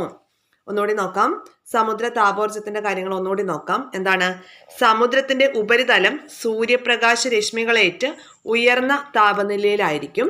എന്നാൽ ആഴങ്ങളിലേക്ക് പോകുന്തോറും താപനില കുറവായിരിക്കും. ഈ താപനിലയിലുള്ള വ്യത്യാസം പ്രയോജനപ്പെടുത്തിക്കൊണ്ട് ഊർജം നിർമ്മിക്കുന്നവയാണ് ഓഷ്യൻ തെർമൽ എനർജി കൺവെൻഷൻ പ്ലാന്റുകൾ. Ocean thermal energy conversion conversion എന്നാണ് കൺവേർഷൻ പ്ലാന്റുകൾ. ഓക്കെ, അപ്പോൾ സമുദ്ര ഉപരിതലത്തിലെ താപനിലയും അതുപോലെ 2 കിലോമീറ്റർ ആഴങ്ങളിലേക്കുള്ള താപനിലയും വ്യത്യാസമാണെന്ന് നമ്മൾ പറഞ്ഞു. അപ്പോൾ ഇത് ഏതാണ്ട് ഈ വ്യത്യാസം എന്ന് പറയുന്നത് ഏതാണ്ട് 20 കെൽവിനിലും കൂടുതലായിരിക്കും. ഉപരിതലത്തിലെ ചൂട് എളുപ്പം ബാഷ്പീകരിക്കുന്ന അമോണിയ പോലുള്ള ദ്രാവകത്തെ തിളപ്പിക്കുകയും ഈ വാതകം ഉപയോഗിച്ചിട്ട്, അപ്പോൾ ഈ അമോണിയ ബാഷ്പീകരിക്കുമ്പോൾ ആ വാതകം ഉപയോഗിച്ച് ടർബൈൻ കറക്കുകയും താഴെയുള്ള തണുത്ത ജലം ഈ ബാഷ്പത്തെ വീണ്ടും തണുപ്പിച്ച് അമോണിയ പോലെയുള്ള ദ്രാവകമാക്കുകയും ചെയ്യുകയാണ് ചെയ്യുന്നത്. അപ്പോൾ ഈ പ്രവർത്തനം തുടരുമ്പോൾ തുടർച്ചയായിട്ട് വൈദ്യുതി ഉൽപ്പാദിപ്പിച്ചുകൊണ്ടേയിരിക്കും. ഓക്കെ, ഈ ഒ ടി സി പ്ലാന്റുകളിൽ നടക്കുന്ന ഒരു ഡെമോൺസ്ട്രേഷൻ ആണ് തന്നിട്ടുള്ളത്. നോക്കിക്കേ, ഇത് സമുദ്രത്തിന്റെ ഉപരിതലമാണ്. സമുദ്രത്തിന്റെ ഉപരിതലം, ഇവിടെ സൂര്യരശ്മികൾ പതിക്കുകയും ഈ ഭാഗത്ത് ടെമ്പറേച്ചർ എന്ന് പറയുന്നത് 26 ഡിഗ്രി സെൽഷ്യസ് ആണ്. ഇത് നമ്മുടെ ആഴം കൂടുന്നതിനനുസരിച്ച് ഈ ടെമ്പറേച്ചർ എന്ത് ചെയ്യും, കുറഞ്ഞു വരും അല്ലേ, കുറഞ്ഞു വരും എന്നാണ് നമ്മൾ പഠിച്ചത്. അപ്പോൾ എന്താണ് ഇവിടെ തന്നിട്ടുള്ള പിക്ചർ എന്ന് നോക്കാം. ഇവിടെ അമോണിയ പോലെയുള്ള വാതകങ്ങൾ ഇവിടെ ഉപയോഗപ്പെടുത്തുമെന്ന് നമ്മൾ പറഞ്ഞു. അപ്പോൾ ഉപരിതലത്തിൽ എന്താണ്, സൂര്യരശ്മികളേറ്റ് ഇവിടെ വെള്ളം നല്ല ചൂടായി കിടക്കുകയാണ്. അപ്പോൾ ഉപരിതലത്തിലെ ചൂട് എളുപ്പം ബാഷ്പീകരിക്കപ്പെട്ടിട്ട് ഈ അമോണിയ എന്ന് പറയുന്നത് വാതകമായിട്ട് മാറും. അമോണിയ പോലെയുള്ള ഒരു ദ്രാവകമാണ്. അമോണിയ ശരിക്കും ഒരു ദ്രാവകമാണ്. പക്ഷേ ഈ ഒരു ബാഷ്പീകരണം, ഇവിടുത്തെ ചൂടേറ്റിട്ട് അമോണിയ ബാഷ്പീകരിച്ചിട്ട് അതിന്റെ എനർജി കൊണ്ട് ടർബൈൻ വർക്ക് ആവുകയാണ് ചെയ്യുന്നത്. ടർബൈൻ വർക്ക് ചെയ്തിട്ട് വൈദ്യുതി ഉൽപ്പാദിപ്പിക്കുന്നു. എന്നിട്ട് കണ്ടോ, ഈ ടർബൈനിൽ നിന്ന് തിരിച്ചിങ്ങോട്ടൊരു കുഴൽ കണ്ടോ. അപ്പൊ ഈ കണ്ടൻസർ ആണ്, ഈ വെച്ചിട്ടുള്ളത് കണ്ടൻസർ ആണ്. കണ്ടൻസർ വെച്ചിരിക്കുന്നത് എവിടെയാണ്, ഉപരിതലത്തിലാണോ? അല്ല, കുറച്ചുകൂടി താഴേക്കാണ്. എന്ന് പറഞ്ഞാൽ ഈ താഴ്ഭാഗത്തെ വാട്ടറിന് എന്താണ്, ചൂട് കുറവാണ് അല്ലേ. നമ്മൾ പറഞ്ഞു ഒരു താപനിലയുള്ള വ്യത്യാസം ആണ് ഇവിടെ പ്രയോജനപ്പെടുത്തുന്നതെന്ന്. കണ്ടൻസർ താഴെയാണ് വെച്ചിരിക്കുന്നത്. അപ്പൊ അങ്ങനെ ഇങ്ങോട്ട് വരുന്ന ഈ ഒരു അമോണിയ, നീരാവിയായിട്ട് ഇങ്ങോട്ട് വരുന്ന അമോണിയ ഇവിടുത്തെ ഈ തണുപ്പ് ഏറ്റിട്ട് എന്താവും, വീണ്ടും ദ്രാവകമാവും. ഈ ഒരു പൈപ്പിലൂടെ വീണ്ടും ഈ ഒരു ഭാഗത്തേക്ക് എത്തിക്കഴിയുമ്പോൾ ഇവിടുത്തെ ഈ ഒരു സൂര്യരശ്മികളുടെ ചൂടേറ്റ് ഈ ഭാഗത്ത് എത്തുന്ന അമോണിയ എന്ത് ചെയ്യും, വീണ്ടും വാതകമാകുന്നു, ടർബൈൻ കറങ്ങുന്നു, തിരിച്ചു വീണ്ടും കണ്ടൻസറിൽ വരുന്നു, ദ്രാവകമാകുന്നു. ആ രീതിയിലാണ് അവിടെ കാര്യങ്ങൾ നടക്കുന്നത്. അപ്പൊ സമുദ്രം ഊർജത്തിന്റെ അപാരമായ കലവറയാണെങ്കിലും വ്യാവസായികമായി വൻതോതിൽ ഊർജം ഉൽപ്പാദിപ്പിക്കുന്നത് എളുപ്പമല്ല എന്നാണ് പറഞ്ഞിരിക്കുന്നത്. ഓക്കെ, ജിയോ തെർമൽ എനർജിയെ കുറിച്ചാണ് പഠിക്കുന്നത്. ഭൂമിയുടെ ഉപരിതലം തണുത്ത് മനുഷ്യവാസയോഗ്യമാണെങ്കിലും അകം ഇപ്പോഴും ഉരുകിയ അവസ്ഥയിലാണ്. നമുക്കറിയാം, നമ്മൾ ഭൂമിയുടെ ഘടനയൊക്കെ നമ്മൾ പഠിച്ചിട്ടുണ്ട്. ഭൂമിയുടെ ഉള്ളറകളിൽ ഇപ്പോഴും ഉരുകിയ അവസ്ഥയിലാണ്. ഉയർന്ന താപനിലയുള്ള മാഗ്മയൊക്കെ അവിടെ ഉണ്ടെന്ന് നമ്മൾ പഠിച്ചിട്ടുണ്ട്. അപ്പോൾ ഈ ഉയർന്ന താപനിലയിലുള്ള മാഗ്മ കടുപ്പം കുറഞ്ഞ ഭാഗങ്ങളിലൂടെ കോറിന് പുറത്തു വരും. അതായത് നമ്മൾ പഠിച്ചിട്ടില്ലേ, ആഗ്നേയശിലകളുടെ കാര്യങ്ങളൊക്കെ പഠിച്ചിട്ടുണ്ട്. അപ്പോൾ അതുപോലെ ഈ മാഗ്മ എന്ത് ചെയ്യും, കടുപ്പം കുറഞ്ഞ ഭാഗങ്ങളിലൂടെ കോറിന് പുറത്തു വരും. ഇത്തരം സ്ഥലങ്ങളാണ് ഹോട്ട്സ്പോട്ട്സ്. അപ്പോൾ ഇവിടെയുള്ള ഈ ഹോട്ട്സ്പോട്ട്സിലുള്ള ഭൂഗർഭജലം ഹോട്ട്സ്പോട്ടിൽ നിന്ന് താപം സ്വീകരിച്ച് നീരാവിയായിട്ട് മാറും. പാറകൾക്കിടയിൽ കുടുങ്ങിക്കിടക്കുന്ന ഈ നീരാവിയെ പാറ തുളച്ച് പൈപ്പുകൾ വഴി കടത്തിവിട്ട് ടർബൈൻ കറക്കി വൈദ്യുതി ഉൽപ്പാദിപ്പിക്കുന്നു. ഈ ടർബൈൻ കറക്കാനുള്ള ഊർജം ലഭിക്കുന്ന എവിടെ നിന്നാണ്, ഹോട്ട്സ്പോട്ടിലാണ് അല്ലേ. ഭൂഗർഭജലം ഹോട്ട്സ്പോട്ടിൽ നിന്ന് താപം സ്വീകരിച്ച് നീരാവിയായിട്ട് മാറുകയും അങ്ങനെ ആ ഒരു നീരാവിയെ കളക്ട് ചെയ്യാൻ വേണ്ടിയിട്ട് എന്ത് ചെയ്യും, പാറ തുളച്ചിട്ട് പൈപ്പുകൾ വഴി കടത്തി വിട്ടിട്ടാണ് ടർബൈൻ കറക്കിയെടുക്കുന്നത്. ഓക്കെ, ക്ലിയർ ആയല്ലോ. ഒന്നുകൂടെ വായിക്കാം. ഭൂമിയുടെ ഉപരിതലം തണുത്ത് മനുഷ്യവാസയോഗ്യമാണെങ്കിലും അകം ഇപ്പോഴും ഉരുകിയ അവസ്ഥയിലാണ്. ഉയർന്ന താപനിലയിലുള്ള ഈ മാഗ്മ കടുപ്പം കുറഞ്ഞ ഭാഗങ്ങളിലൂടെ കോറിന് പുറത്തു വരും. ഇത്തരം സ്ഥലങ്ങളാണ് ഹോട്ട്സ്പോട്ടുകൾ. അപ്പോൾ ഇവിടെയുള്ള ഈ ഹോട്ട്സ്പോട്ടുകളിലുള്ള ഭൂഗർഭജലം എന്ത് ചെയ്യും, ഹോട്ട്സ്പോട്ടിൽ നിന്ന് താപം സ്വീകരിച്ച് നീരാവിയായിട്ട് മാറും. ഭൂഗർഭജലം ഹോട്ട്സ്പോട്ടിൽ നിന്ന് താപം സ്വീകരിച്ച് നീരാവിയായിട്ട് മാറും. ഹോട്ട്സ്പോട്ടിൽ എവിടുന്നാണ് ഈ താപം വരുന്നത്, ഈ മാഗ്മയിൽ നിന്നുള്ള താപമാണ് കേട്ടോ. അപ്പോൾ ഈ മാഗ്മയിൽ നിന്നുള്ള താപം ആഗിരണം ചെയ്തുകൊണ്ട് നീരാവിയായിട്ട് മാറുകയാണ്. ഭൂഗർഭജലം നീരാവിയായിട്ട് മാറുകയും അങ്ങനെ അവിടെയൊക്കെ പാറകളായിരിക്കുമല്ലോ, ഭൂമിയുടെ അടിയിലേക്ക് പോകുന്തോറും പാറകളാണ്. അപ്പോൾ ഈ പാറകൾക്കിടയിൽ കുടുങ്ങിക്കിടക്കുന്ന നീരാവി എന്ത് ചെയ്യും, പാറ തുളച്ചാണ് കളക്ട് ചെയ്യുന്നത്. ഈ നീരാവിയുടെ ശക്തി ഉപയോഗിച്ചിട്ടാണ് ടർബൈൻ കറക്കി വൈദ്യുതി ഉൽപ്പാദിപ്പിക്കുന്നത്. കേരളത്തിൽ ജിയോ തെർമൽ പവർ പ്ലാന്റുകൾ സാധ്യമല്ല എന്നുള്ള കാര്യം കൂടി ഓർത്തു വെച്ചേക്കണം. ഇനി അടുത്തൊരു ഭാഗം ന്യൂക്ലിയർ എനർജിയെ കുറിച്ച് നോക്കാം. മുമ്പ് ഇവിടെ ഒരു പോയിന്റ് തന്നിട്ടുണ്ട്. 1945 ഓഗസ്റ്റ് 6 ആദ്യ അണുബോംബ് ജപ്പാനിൽ പ്രയോഗിച്ചു. നാശത്തിന്റെ വർഷപാതം ആരംഭിക്കുന്നു. ഓക്കെ, അപ്പോൾ നമ്മുടെ ആറ്റം ബോംബ് ജപ്പാനിൽ നിക്ഷേപിച്ച ഓഗസ്റ്റ് 6 നിക്ഷേപിച്ച ആറ്റം ബോംബിനെ കുറിച്ചാണ് അവിടെ ഒരു പത്രവാർത്ത പോലെ തന്നിരിക്കുകയാണ്. ഇനി ന്യൂക്ലിയർ എനർജി അല്ലെങ്കിൽ ഊർജം ന്യൂക്ലിയസിൽ നിന്ന് എന്ന ഭാഗത്തേക്ക് നോക്കാം. അവിടെ ആദ്യം തന്നിരിക്കുന്നത് ന്യൂക്ലിയർ ഫിഷനെ കുറിച്ചാണ്. ന്യൂക്ലിയർ ഫിഷൻ ആറ്റോമിക ഭാരം കൂടിയ ന്യൂക്ലിയസുകളെ ന്യൂട്രോൺ ഉപയോഗിച്ച് ഭാരം കുറഞ്ഞ ന്യൂക്ലിയസുകളായി വിഘടിപ്പിക്കുന്ന പ്രവർത്തനമാണ് ന്യൂക്ലിയർ ഫിഷൻ. എന്താണ്? ആറ്റോമിക ഭാരം കൂടിയ ന്യൂക്ലിയസുകളെ ന്യൂട്രോൺ ഉപയോഗിച്ച് ഭാരം കുറഞ്ഞ ന്യൂക്ലിയസുകളായി വിഘടിപ്പിക്കുന്ന പ്രവർത്തനമാണ് ന്യൂക്ലിയർ ഫിഷൻ. ഇങ്ങനെ ഉണ്ടാകുന്ന ചെറിയ ന്യൂക്ലിയസുകളുടെ ആകെ മാസ് അതിൻ്റെ മാതൃ ന്യൂക്ലിയസിൻ്റെ മാസിനേക്കാൾ കുറവായിരിക്കും. അതായത് വിഘടനത്തിനാണ് ഇത് വിധേയമായിരിക്കുന്നത്. അതുകൊണ്ട് തന്നെ അവിടെ ദ്രവ്യനഷ്ടമാണ് സംഭവിക്കുന്നത്. ദ്രവ്യനഷ്ടം സംഭവിക്കുന്നു.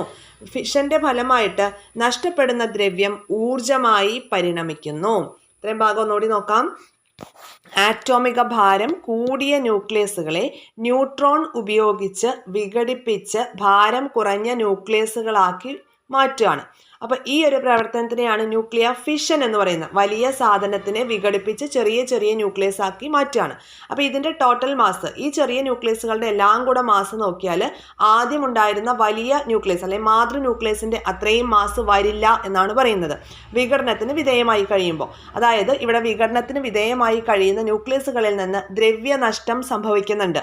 അതായത് ഫിഷന്റെ ഫലമായിട്ട് നഷ്ടപ്പെടുന്ന ദ്രവ്യം എന്ന് പറയുന്നത് ഊർജത്തിന്റെ രൂപത്തിലാണ് നഷ്ടപ്പെടുന്നത്. ഇത്രയും ക്ലിയർ ആയല്ലോ. ഐൻസ്റ്റീന്റെ E=mc² എന്ന സമവാക്യം അനുസരിച്ച് പരിവർത്തനം ചെയ്യുന്ന ദ്രവ്യത്തിന്റെ മാസ് കുറവായിരുന്നാലും ഉൽപ്പാദിപ്പിക്കുന്ന ഊർജത്തിന്റെ അളവ് വളരെ കൂടുതലായിരിക്കും. അതുകൊണ്ട് തന്നെ അനിയന്ത്രിതമായിട്ട് അൺകൺട്രോളബിൾ ആയിട്ട് ചെയിൻ റിയാക്ഷൻസ് ഇങ്ങനെ നടന്നുകൊണ്ടേ ഇരുന്നാൽ അവിടെ വളരെ സ്ഫോടനത്തിനുള്ള വലിയ സാധ്യതകൾ അവിടെ ഉണ്ട്. അനിയന്ത്രിത ഫിഷൻ പ്രവർത്തനം വലിയ സ്ഫോടനത്തിൽ കലാശിക്കും. അതാണ് ആറ്റം ബോംബിൽ നടക്കുന്ന പ്രവർത്തനം എന്ന് പറയുന്നത്. ചെയിൻ റിയാക്ഷൻ ആണ്. അനിയന്ത്രിതമായിട്ടുള്ള ഫിഷൻ പ്രവർത്തനം മൂലമാണ് ആറ്റം ബോംബിൽ ആ ഒരു സ്ഫോടന സാധ്യത നമ്മൾ കണക്കിലെടുത്തുകൊണ്ട് ആറ്റം ബോംബ് നിർമ്മിക്കുന്നത് ഈ രീതിയിലാണ്. Okay, nuclear fission. ആറ്റോമിക ഭാരം കൂടിയ ന്യൂക്ലിയസുകളെ എന്ത് ചെയ്യാണ്? ന്യൂട്രോൺ ഉപയോഗിച്ച് ഭാരം കുറഞ്ഞ ന്യൂക്ലിയസുകളായി വിഘടിപ്പിക്കുന്നു. ഇതിൻ്റെ റിസൾട്ടായിട്ട് വലിയ ഊർജം ഉണ്ടാകുന്നുണ്ട്. ഈ ഊർജം കാരണം അല്ലെങ്കിൽ ഈ ഊർജത്തിൻ്റെ അളവ് വളരെ കൂടുതലായിരിക്കും. അതുകൊണ്ട് തന്നെ അവിടെ വലിയ സ്ഫോടനങ്ങൾക്ക് കാരണമാവുകയും ചെയ്യും. ഈ ഒരു കാര്യമാണ് ന്യൂക്ലിയർ ഫിഷനാണ് എന്ത് ചെയ്തിരിക്കുന്നത്? ആറ്റം ബോംബിൽ പ്രയോജനപ്പെടുത്തിയിരിക്കുന്നത്. അല്ലെങ്കിൽ ആറ്റം ബോംബിൽ നടക്കുന്ന പ്രവർത്തനം ഏതാണ്? ന്യൂക്ലിയർ ഫിഷനാണ്. ക്ലിയർ ആയല്ലോ? ഇനി നമുക്കൊരു ഇമേജ് തന്നിട്ടുണ്ട്.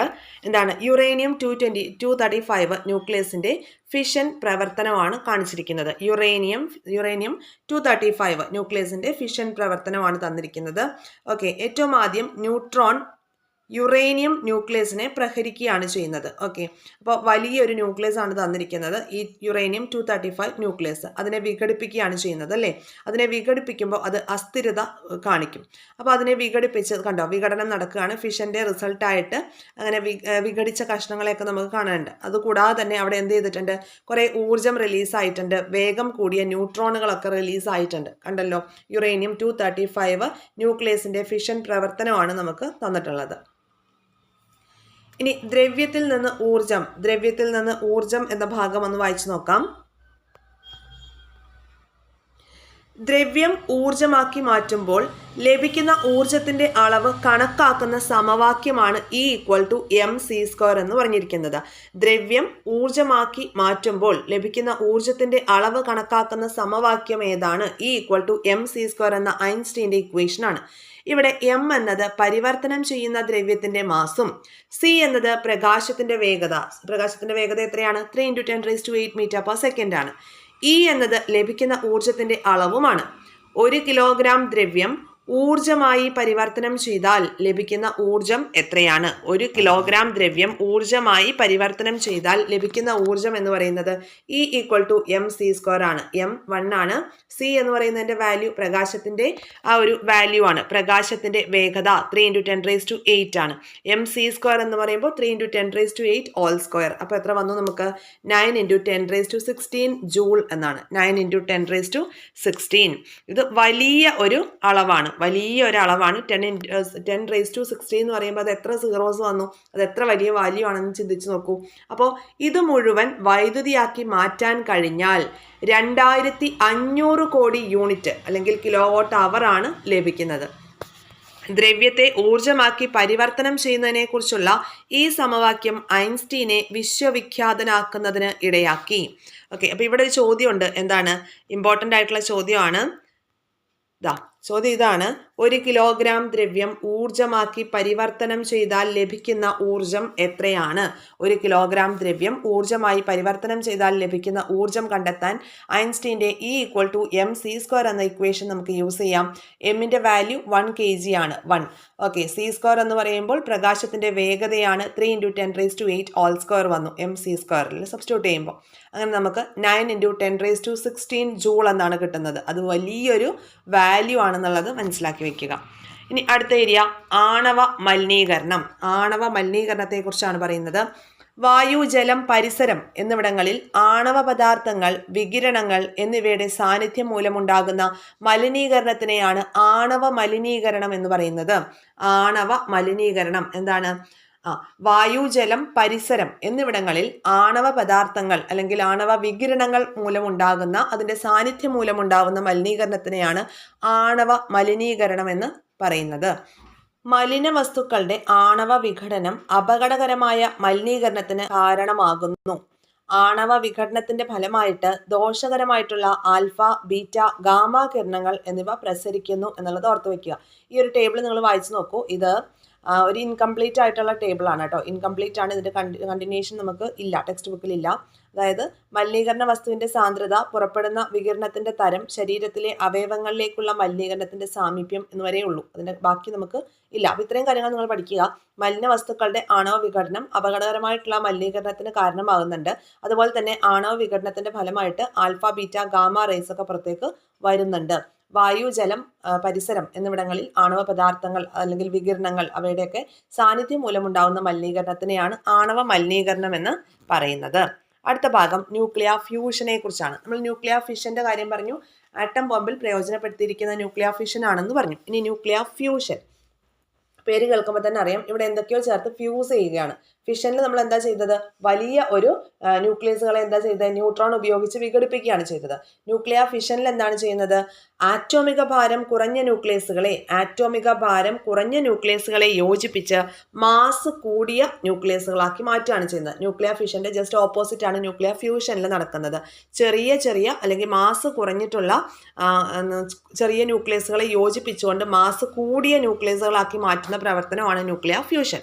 ഇതിന് വളരെ ഉയർന്ന മർദ്ദവും താപനിലയും ആവശ്യമാണ്. ഇവിടെ ആവശ്യമാണ്. ഈ പ്രവർത്തനത്തിൽ നഷ്ടപ്പെടുന്ന ദ്രവ്യം ഊർജ്ജമാക്കി മാറ്റുകയാണ് ചെയ്യുന്നത്. ന്യൂക്ലിയർ ഫ്യൂഷനിൽ നഷ്ടപ്പെടുന്ന ദ്രവ്യം എന്ത് ചെയ്യുന്നു? ഊർജ്ജമാക്കി മാറുകയാണ് ചെയ്യുന്നത്. ഓക്കെ, മറ്റിടത്തും അങ്ങനെ തന്നെയല്ലേ? ന്യൂക്ലിയർ ഫിഷനിലും നമ്മൾ അങ്ങനെ തന്നെയാണ് പറഞ്ഞത് അല്ലേ? അവിടെ എന്താണ്? ഫിഷന്റെ ഫലമായി നഷ്ടപ്പെടുന്ന ദ്രവ്യം ഊർജ്ജമായി പരിണമിക്കുന്നു എന്ന് നമ്മൾ പറഞ്ഞു. അതുപോലെ തന്നെയാണ് ഈ കേസിലും എന്താണ്? ഇവിടെ ഈ പ്രവർത്തനത്തിൽ നഷ്ടപ്പെടുന്ന ദ്രവ്യം ഊർജ്ജമായി മാറുകയാണ് ചെയ്യുന്നത്. സൂര്യനിലും നക്ഷത്രങ്ങളിലും ഇത്തരത്തിലാണ് ഊർജ്ജ ഉൽപാദനം നടക്കുന്നത്. ഈ പ്രവർത്തനത്തിന്റെ അടിസ്ഥാനത്തിലാണ് ഹൈഡ്രജൻ ബോംബ് നിർമ്മിച്ചിരിക്കുന്നത്. ഹൈഡ്രജൻ ബോംബ് നിർമ്മിച്ചിരിക്കുന്നതിന്റെ ബേസിക് ആയിട്ടുള്ള തത്വം എന്താണ്? Nuclear fusion. നിയന്ത്രിത രീതിയിൽ ഫ്യൂഷൻ നടത്തി വ്യാവസായിക അടിസ്ഥാനത്തിൽ ഊർജ്ജം നിർമ്മിക്കാൻ ശാസ്ത്രലോകത്തിന് ഇതുവരെ സാധിച്ചിട്ടില്ല. ഓക്കെ, അപ്പോൾ ന്യൂക്ലിയർ ഫ്യൂഷനെ കുറിച്ച് ഒന്നുകൂടെ നോക്കാം. ആറ്റോമിക ഭാരം കുറഞ്ഞ ന്യൂക്ലിയസുകളെ യോജിപ്പിച്ച് മാസ് കൂടിയ ന്യൂക്ലിയസ് ആക്കി മാറ്റുന്ന പ്രവർത്തനമാണ് ന്യൂക്ലിയർ ഫ്യൂഷൻ. ഇതിന് വളരെ ഉയർന്ന മർദ്ദവും അതുപോലെ വളരെ ഉയർന്ന താപനിലയും ആവശ്യമാണ്. ഈ പ്രവർത്തനത്തിൽ നഷ്ടപ്പെടുന്ന ദ്രവ്യം ഊർജമാക്കി മാറുന്നു. ഊർജമായിട്ട് മാറുന്നു. സൂര്യനിലും നക്ഷത്രങ്ങളിലും, പോയിന്റ് ഓർത്ത് വയ്ക്കുക, സൂര്യനിലും നക്ഷത്രങ്ങളിലും ന്യൂക്ലിയർ ഫ്യൂഷൻ ആണ് നടക്കുന്നത്.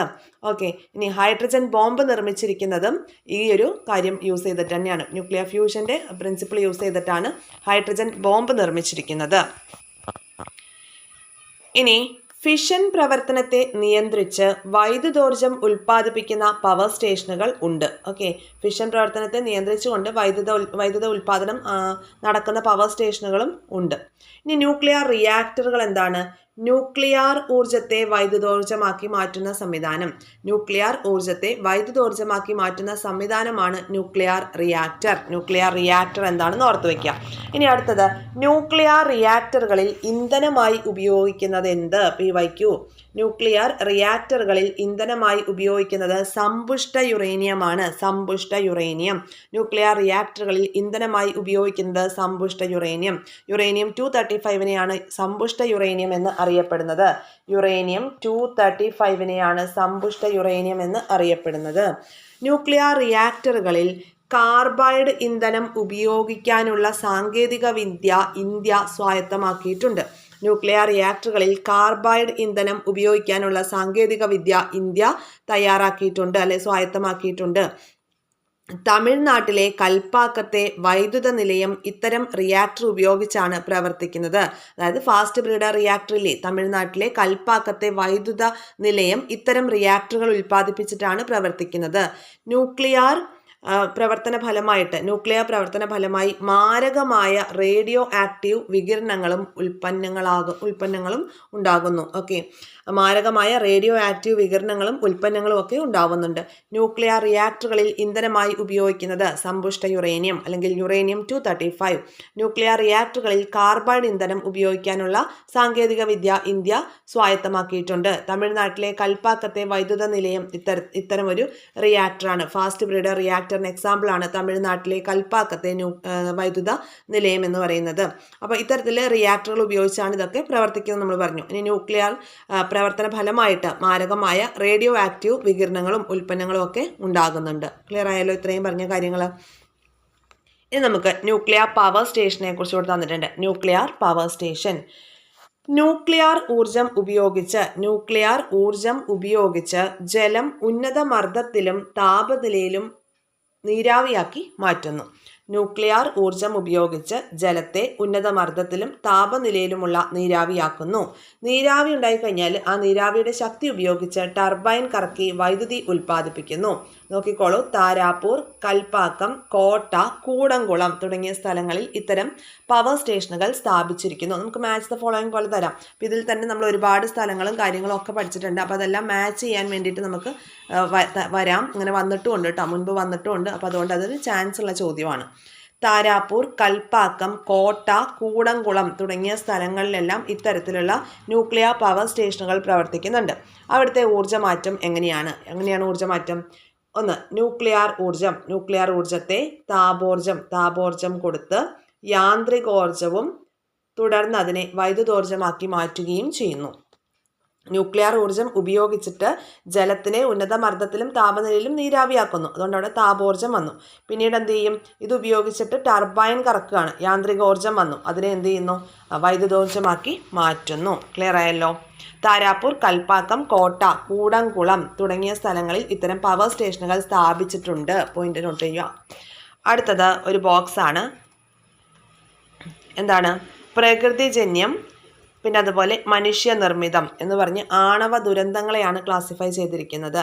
അപ്പോൾ പ്രകൃതിജന്യം എന്ന് പറയുമ്പോൾ ബഹിരാകാശത്ത് നിന്നുള്ള കോസ്മിക് രശ്മികളൊക്കെ ആണവ ദുരന്തമാണ്. ആണവ ദുരന്തത്തിൽ പ്രകൃതിജന്യമായിട്ടുള്ള ആണവ ദുരന്തമാണ് ബഹിരാകാശത്ത് നിന്നുള്ള കോസ്മിക് രശ്മികൾ, ഭൂമിയിലെ റേഡിയോ ആക്റ്റീവ് പദാർത്ഥങ്ങളിൽ നിന്നുള്ള വികിരണങ്ങളൊക്കെ. മനുഷ്യനിർമ്മിതം, ചികിത്സാ രംഗത്തെ റേഡിയോ ആക്റ്റീവ് ഐസോടോപ്പുകളുടെ ഉപയോഗം മൂലമൊക്കെ ഒരുപാട് ദുരന്തങ്ങൾ ഉണ്ടാവുന്നുണ്ട്. എന്നാൽ അത് ഒരുപാട് യൂസ്ഫുള്ളുമാണ് അല്ലേ? ക്യാൻസർ പോലുള്ള അസുഖങ്ങൾക്കൊക്കെ റേഡിയേഷൻ ചികിത്സയൊക്കെ നൽകാൻ വേണ്ടിയിട്ട് ഇത്തരത്തിലുള്ള ഐസോടോപ്പുകളൊക്കെ യൂസ് ചെയ്യുന്നുണ്ട്. ഇനി അതുപോലെ ന്യൂക്ലിയർ റിയാക്ടറുകളിൽ നിന്നുള്ള മാലിന്യങ്ങൾ, ഇതൊക്കെ മനുഷ്യനിർമ്മിതമായിട്ടുള്ള ആണവ ദുരന്തങ്ങൾക്ക് കാരണമായേക്കാം എന്നാണ് പറയുന്നത്. ഇനി ആണവ ദുരന്തങ്ങൾ നേരിടാനുള്ള മുൻകരുതലുകളെ കുറിച്ച് പറയുന്നുണ്ട്. ആണവ വികിരണത്തെക്കുറിച്ച് ജാഗ്രതപ്പെടുത്തുന്ന ഒരു ചിഹ്നം നമുക്കിവിടെ തന്നിട്ടുണ്ട്. യെല്ലോ ബാക്ക്ഗ്രൗണ്ടിൽ ഒരു ബ്ലാക്ക് ഒരു 3 ലീഫുള്ള ഫാൻ പോലെയാണ് നമുക്ക് തോന്നുന്നത് അല്ലേ. അപ്പൊ ഇവിടെ ആണവ ദുരന്തങ്ങൾ നേരിടാനുള്ള മുൻകരുതലുകൾ എന്തൊക്കെ? സുരക്ഷിതമായ സ്ഥലങ്ങളിലേക്ക് മാറുക, അതായത് കോൺക്രീറ്റ് കെട്ടിടങ്ങൾ, ഇഷ്ടിക ഉപയോഗിച്ച് നിർമ്മിച്ച കെട്ടിടങ്ങളിലേക്കൊക്കെ മാറുക, അധികാരികളുടെ നിർദ്ദേശങ്ങൾ കൃത്യമായി പാലിക്കുക, ആണവ വികിരണ ജാഗ്രതാ ചിഹ്നങ്ങൾ ശ്രദ്ധിച്ച് പെരുമാറുക, ആണവ ദുരന്ത സാധ്യതയുള്ള മേഖലകളിലെ ജനസാന്ദ്രത കുറയ്ക്കുക. ഇതൊക്കെയാണ് പോയിന്റ്സ്. ഇത് നമുക്ക് അത്ര ഇമ്പോർട്ടൻ്റ് അല്ല. അതുപോലെ ആവശ്യമെങ്കിൽ പൊട്ടാസ്യം അയഡൈഡ് ഗുളികകൾ അല്ലെങ്കിൽ അയഡിൻ ധാരാളം അടങ്ങിയ ആഹാര പദാർത്ഥങ്ങൾ കഴിക്കണം എന്നൊക്കെയാണ് പറയുന്നത്. ഇനി വരുന്നതാണ് ഇമ്പോർട്ടൻ്റ് ആയിട്ടുള്ള പോയിന്റ്. പുനഃസ്ഥാപിക്കാൻ കഴിയുന്ന ഊർജ്ജ സ്രോതസ്സുകൾ, പാരമ്പര്യേതര ഊർജ്ജ സ്രോതസ്സുകളെ കുറിച്ചാണ് പറയുന്നത്. പാരമ്പര്യമായിട്ട് കിട്ടുന്നത് നമ്മൾ ഉപയോഗിച്ചാൽ എന്ത് ചെയ്യും? തീർന്നു പോകും, പുനഃസ്ഥാപിക്കാൻ പറ്റില്ല. ഇതെന്തിനെ കുറിച്ചാണ് പറയുന്നത്? പുനഃസ്ഥാപിക്കാൻ കഴിയുന്ന ഊർജ്ജ സ്രോതസ്സുകൾ അല്ലെങ്കിൽ പാരമ്പര്യേതര ഊർജ്ജ സ്രോതസ്സുകൾ, റിന്യൂവബിൾ സോഴ്സസ് ഓഫ് എനർജി. നോക്കാം. വിവിധ ഊർജ്ജ സ്രോതസ്സുകൾ നമ്മൾ പരിചയപ്പെട്ടു. അപ്പൊ അതിൽ ഉപയോഗിച്ചുകൊണ്ടിരിക്കുന്നതിനനുസരിച്ച് ഊർജം ഉൽപ്പാദിപ്പിച്ചുകൊണ്ടിരിക്കുന്ന സ്രോതസ്സുകളാണ് പുനഃസ്ഥാപിക്കാൻ കഴിയുന്ന ഊർജ്ജ സ്രോതസ്സുകൾ. നമ്മൾ ഊർജം ഉപയോഗിക്കുന്നുണ്ട് എന്നുണ്ടെങ്കിൽ തന്നെ ആ ഉപയോഗിച്ചതിനനുസരിച്ച് വീണ്ടും വീണ്ടും ഉൽപ്പാദിപ്പിക്കാൻ കഴിയുന്നതിനെയാണ് പുനഃസ്ഥാപിക്കാൻ കഴിയുന്ന ഊർജ്ജ സ്രോതസ്സുകൾ അല്ലെങ്കിൽ റിന്യൂവബിൾ സോഴ്സ് ഓഫ് എനർജി എന്ന് പറയുന്നത്. പാരമ്പര്യേതര ഊർജ്ജ സ്രോതസ്സുകൾ. ഓക്കെ. അപ്പോൾ പ്രകൃതിദത്ത സ്രോതസ്സുകളായിട്ടുള്ള ഏതൊക്കെയാണ് പ്രകൃതിദത്ത സ്രോതസ്സുകൾ? സൂര്യപ്രകാശം, കാറ്റ്, മഴ. സൂര്യപ്രകാശം, കാറ്റ്, മഴ, വേലിയേറ്റം, ജിയോ തെർമൽ എനർജി തുടങ്ങിയവയിൽ നിന്ന് ലഭിക്കുന്ന ഊർജം പുനഃസ്ഥാപിക്കാൻ കഴിയും. പുനഃസ്ഥാപിക്കാൻ കഴിയുന്ന ഊർജ്ജ സ്രോതസ്സുകൾ ഏതൊക്കെയാണ്? സൂര്യപ്രകാശം, കാറ്റ്, മഴ, വേലിയേറ്റം, ജിയോ തെർമൽ തുടങ്ങിയവയിൽ നിന്ന് ലഭിക്കുന്ന ഊർജം പുനഃസ്ഥാപിക്കാനായിട്ട് കഴിയും. അതിനാൽ ഇവ പുനഃസ്ഥാപിക്കാൻ കഴിയുന്ന ഊർജ്ജ സ്രോതസ്സുകൾക്ക് ഉദാഹരണങ്ങളാണ്. ഇവ പരിസ്ഥിതി മലിനീകരണം ഉണ്ടാക്കുന്നില്ല. പുനഃസ്ഥാപിക്കാൻ കഴിയുന്ന ഊർജ്ജ സ്രോതസ്സുകളുടെ പ്രത്യേകത എന്ന് പറയുന്നത് അത് പരിസ്ഥിതി മലിനീകരണം ഉണ്ടാക്കുന്നില്ല എന്നുള്ളതാണ്. ഇനി അടുത്ത നോക്കിയേ. പെട്രോളിയം, കൽക്കരി, പ്രകൃതിവാതകം, ന്യൂക്ലിയർ ഊർജം തുടങ്ങിയവ പുനഃസ്ഥാപിക്കാൻ കഴിയാത്ത ഊർജ്ജ സ്രോതസ്സുകളാണ്. അത് മാത്രമല്ല ഇത് പരിസ്ഥിതിക്ക് ഹാനികരവുമാണ്. അപ്പൊ ഇത് എന്ത് ടൈപ്പാണ്? ഇത് പുനഃസ്ഥാപിക്കാൻ കഴിയാത്തതാണ്. പുനഃസ്ഥാപിക്കാൻ കഴിയാത്ത ഊർജ്ജ സ്രോതസ്സുകളാണ്. ഏതൊക്കെ? പെട്രോളിയം, കൽക്കരി, പ്രകൃതിവാതകം, ന്യൂക്ലിയർ ഊർജം. ഓക്കെ. അപ്പൊ അത് പുനഃസ്ഥാപിക്കാൻ കഴിയാത്ത ഊർജ്ജ സ്രോതസ്സുകളാണ് അല്ലെങ്കിൽ പാരമ്പര്യ ഊർജ്ജ സ്രോതസ്സുകളാണ് എന്നുള്ളത് ഓർത്ത് വെക്കണം. അപ്പൊ പാരമ്പര്യ ഊർജ്ജ സ്രോതസ്സുകൾക്ക് ഉദാഹരണം പെട്രോളിയം, കൽക്കരി, പ്രകൃതിവാതകം, ന്യൂക്ലിയർ ഊർജം. പാരമ്പര്യ ഏതരത്തിനാണെങ്കിലോ സൂര്യപ്രകാശം, കാറ്റ്, മഴ, വേലിയേറ്റം, ജിയോ തെർമൽ. അടുത്തൊരു ഭാഗമാണ് ഹരിതോർജം. ഇവിടുത്തെ ചോദ്യങ്ങൾ വന്നിട്ടുണ്ട്. ഗ്രീൻ എനർജിയെ കുറിച്ച് നോക്കാം. ഓക്കെ. ഹരിതോർജം അല്ലെങ്കിൽ ഗ്രീൻ എനർജി പുനഃസ്ഥാപിക്കാൻ കഴിയുന്ന ഊർജ്ജ സ്രോതസ്സുകളിൽ നിന്ന് ഉൽപ്പാദിപ്പിക്കുന്ന എല്ലാ തരം ഊർജങ്ങളും ഇതിൽപ്പെടുന്നവയാണ്. ഹരിതോർജം എന്ന് പറഞ്ഞാൽ എന്താണ്? പ്രകൃതിക്ക് ഇണങ്ങുന്ന ഊർജ്ജ സ്രോതസ്സിൽ നിന്ന് പരിസര മലിനീകരണം ഉണ്ടാകാതെ നിർമ്മിക്കുന്ന ഊർജമാണ് ഹരിതോർജം അല്ലെങ്കിൽ ഗ്രീൻ എനർജി. എന്താണ്? പ്രകൃതിക്ക് ഇണങ്ങുന്ന ഊർജ്ജ സ്രോതസ്സുകളിൽ നിന്നാണ്. പരിസര മലിനീകരണം ഇല്ല, ഓർത്തു വെക്കണം. ഇനി പുനഃസ്ഥാപിക്കാൻ കഴിയുന്ന ഊർജ്ജ സ്രോതസ്സുകളിൽ നിന്ന് ഉൽപ്പാദിപ്പിക്കുന്ന എല്ലാ തരം ഊർജവും എന്താണ്? ഗ്രീൻ എനർജിയാണ്. പുനഃസ്ഥാപിക്കാൻ കഴിയുന്ന ഊർജ്ജ സ്രോതസ്സുകൾ ഏതൊക്കെ? സൗരോർജം, കാറ്റിൽ നിന്നുള്ള ഊർജം, തിരമാലയിൽ നിന്നുള്ള ഊർജം, ബയോമാസിൽ നിന്നുള്ള ഊർജം. ഇതെല്ലാം എന്താണ്? ഹരിതോർജമാണ്. ഹരിതോർജത്തെ ഗ്രീൻ എനർജിയെ നമുക്ക് എന്തെന്നും കൂടി പറയാം? ക്ലീൻ എനർജി എന്നുകൂടി പറയാം. Clean energy or green energy എന്താണ്? പരിസര മലിനീകരണം ഉണ്ടാക്കുന്നില്ല, പുനഃസ്ഥാപിക്കാനായിട്ട് സാധിക്കും, പ്രകൃതിക്ക് യാതൊരു തരത്തിലുള്ള ദൂഷ്യഫലങ്ങളും ഉണ്ടാക്കുന്നില്ല. ഇതിനെ നമുക്ക് എന്ത് പറയാം? ക്ലീൻ എനർജി എന്ന് പറയാം. അടുത്തത് പുനഃസ്ഥാപിക്കാൻ കഴിയാത്ത ഊർജ്ജ സ്രോതസ്സുകളായിട്ടുള്ള